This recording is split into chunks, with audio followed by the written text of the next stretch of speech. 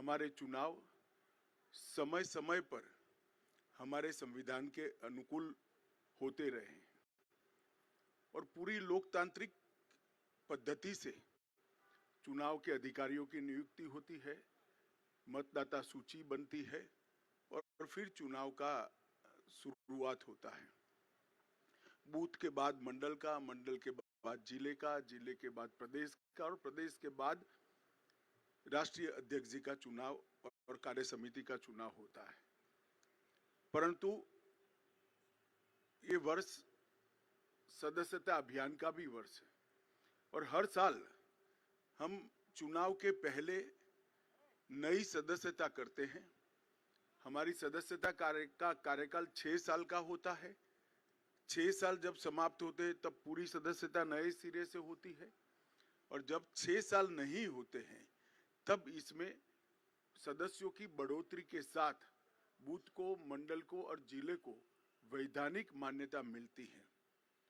Covid की महामारी के कारण ये सदस्यता का हमारा अभियान समय पर हो नहीं पाया और जब सदस्यता नहीं होती है, बूथ से राष्ट्रीय अध्यक्ष तक के बाकी के चुनाव नहीं होते हैं, तब राष्ट्रीय अध्यक्ष चुनना संवैधानिक रूप से संभव ही नहीं है। कई बार भूतकाल में भी इस प्रकार के अलग अलग मौकों के कारण राष्ट्रीय अध्यक्ष के कार्यकाल को एक्सटेंशन दिया गया। इसी परंपरा का अनुसरण करते हुए श्री जगत प्रकाश नड्डा जी को राष्ट्रीय कार्यकारिणी ने आज सर्वानुमत प्रस्ताव किया है। श्री राजनाथ सिंह जी ने इस प्रस्ताव को रखा और सभी भारतीय जनता पार्टी के सदस्यों ने इसको सहर्ष हर्ष ध्वनि के साथ सर्वानुमत से स्वीकार किया है कि जगत प्रकाश नड्डा जी को जून 2024 तक भारतीय जनता पार्टी के अध्यक्ष के रूप में इनके कार्यकाल को बढ़ोतरी की जाए। नड्डा जी 20 जनवरी 2020 को राष्ट्रीय अध्यक्ष बने।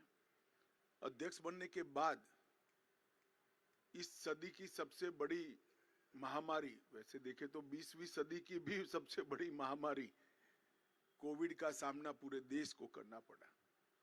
क्योंकि देश की कई राज्य सरकारें और केंद्र में भारतीय जनता पार्टी की सरकार होने के कारण स्वाभाविक रूप से इस महामारी का सामना करने में भारतीय जनता पार्टी के संगठन की भूमिका बहुत अहम हो जाती है।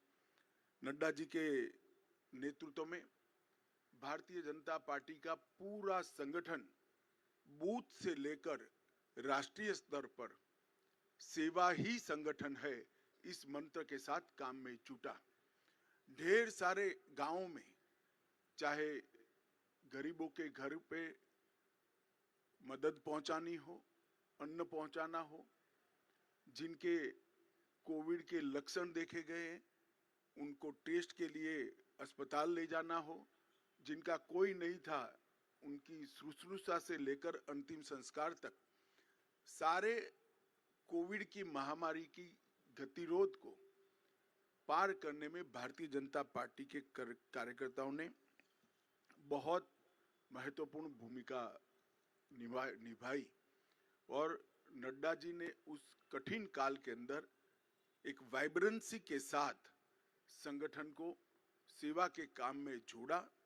और मैं तो आप सबको आग्रह करता हूं कि हमारा जो डॉक्यूमेंटेशन है, सेवा ही संगठन है, इस सूत्र का, उसको आप जरूर देखिए।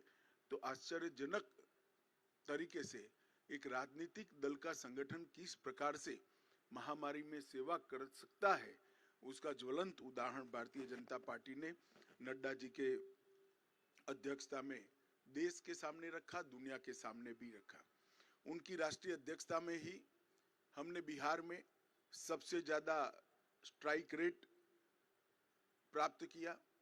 महाराष्ट्र में भी एनडीए को गिन ले तो हम फिर से चुन कर आए।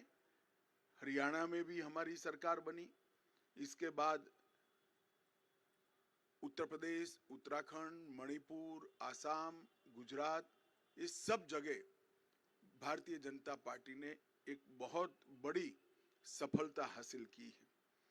बंगाल के अंदर भारतीय जनता पार्टी ने 3 सीट से 77 सीट का बहुत बड़ा फासला एक ही 5 साल में तय किया और हम तमिलनाडु और दक्षिण के राज्यों में भी, तेलंगाना में भी एक ताकत बनकर धीरे धीरे सैन्य उभर कर आ रहे हैं। उत्तर पूर्व के सभी राज्यों में हमारी सरकारें तो बनी थी, परंतु संगठन का विस्तार बाकी था। नड्डा जी की अध्यक्षता में हमने उत्तर पूर्व के, नॉर्थ ईस्ट के सभी राज्यों में संगठन को नीचे पहुंचाने में हमने बहुत बड़ी सफलता प्राप्त की है। गोवा में भी हम हैट्रिक लगाकर तीसरी बार और पहली बार पूर्ण बहुमत की सरकार बनाने में हम सफल हुए। जैसा आप सब जानते हैं, गुजरात के अंदर 156 सीटों के साथ गुजरात ने चुनाव के सभी रिकॉर्ड तोड़ते हुए 53% मत और 156 सीटों के साथ हमने प्रचंड विजय हासिल किया। मोदी जी का जो करिश्माई नेतृत्व है, जो लोकप्रियता है, वो लोकप्रियता को मत में परिवर्तित करने में और मत को मतदान मथक तक पहुंचाने में नड्डा जी का नेतृत्व में संगठन का बहुत बड़ा योगदान रहा है। मोदी जी की लोकप्रियता को पूरे देश भर के अंदर इसको आधार बनाकर भारतीय जनता पार्टी के काम को विस्तार करने में भी उनका बहुत बड़ा योगदान रहा है। सरकार की योजनाओं और सरकार के कार्यक्रम और विशेषकर किसान कल्याण के कार्यक्रमों को हर किसान तक, हर जन जन तक पहुंचाने में श्री नड्डा जी ने बहुत महत्वपूर्ण भूमिका निभाई है। उनके कार्यकाल में 120 से ज्यादा विधानसभाओं के चुनाव हुए हैं। इसमें से 73 विधानसभा के चुनाव में भारतीय जनता पार्टी की जीत हुई है। तेलंगाना, बंगाल में एक शानदार माहौल खड़ा करने में भी हमें बहुत सफलता प्राप्त हुई है। जम्मू कश्मीर में बीडीसी के इलेक्शन हो या देश भर में हुए स्थानीय इकाई के चुनाव हो, सब में भारतीय जनता पार्टी ने यश प्राप्त किया है। उनके नेतृत्व में बूथ सशक्तिकरण अभियान के तहत 1,30,000 बूथों को मजबूत करने का भी काम किया गया।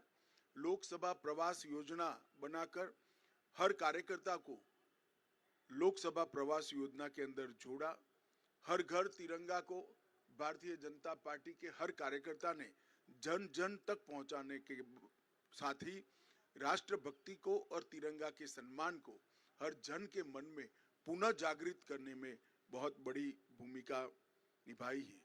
सेवा ही संगठन और मोदी जी के जन्मदिन को जोड़कर सेवा का पखवाड़ा, ये दोनों कार्यक्रम, सेवा ही संगठन ये कोविड के वक्त कार्यक्रम लिया गया और सेवा पखवाड़ा निरंतर भारतीय जनता पार्टी मनाती है, उनको नीचे तक पहुंचाने में बहुत बड़ी कामयाबी नड्डा जी के नेतृत्व में हुई है। मन की बात को भी जन का कार्यक्रम बनाने में भारतीय जनता पार्टी के संगठन ने बूथ स्तर पर मन की बात को सुनने का जो कार्यक्रम बनाया, इसको हम नीचे ले गए हैं और देश भर में एक विजय संकल्प सभाएं और अपना बूथ सबसे मजबूत, ये 2 अभियान हमेशा के लिए भारतीय जनता पार्टी के इतिहास में नड्डा जी की भारतीय जनता पार्टी को देन के रूप में जाने जाएंगे। मुझे विश्वास है कि मोदी जी के नेतृत्व में, नड्डा जी के संगठनात्मक नेतृत्व में 19 से भी ज्यादा बड़े बहुमत के साथ भारतीय जनता पार्टी चुन कर आएगी और मोदी जी फिर से इस देश के प्रधानमंत्री बनकर इस देश का नेतृत्व करेंगे। इसका हम सबको भरोसा है। मैं समग्र पार्टी की ओर से श्रीमान नड्डा जी को हृदय पूर्वक बहुत बहुत बधाई और शुभकामनाएं देता हूं। हम सबकी अनंत शुभकामनाएं श्री नड्डा जी के साथ है। उनके नेतृत्व में पार्टी ने अपना पैठ भी बढ़ाया है, प्रसार भी बढ़ाया है और यश भी प्राप्त किया है। ये तीनों क्षेत्र में नड्डा जी के योगदान को पार्टी आज इसकी अनुमोदना भी करती है और उसको स्वीकारते हुए इनके कार्यकाल को जून 2024 तक बढ़ाती है। धन्यवाद।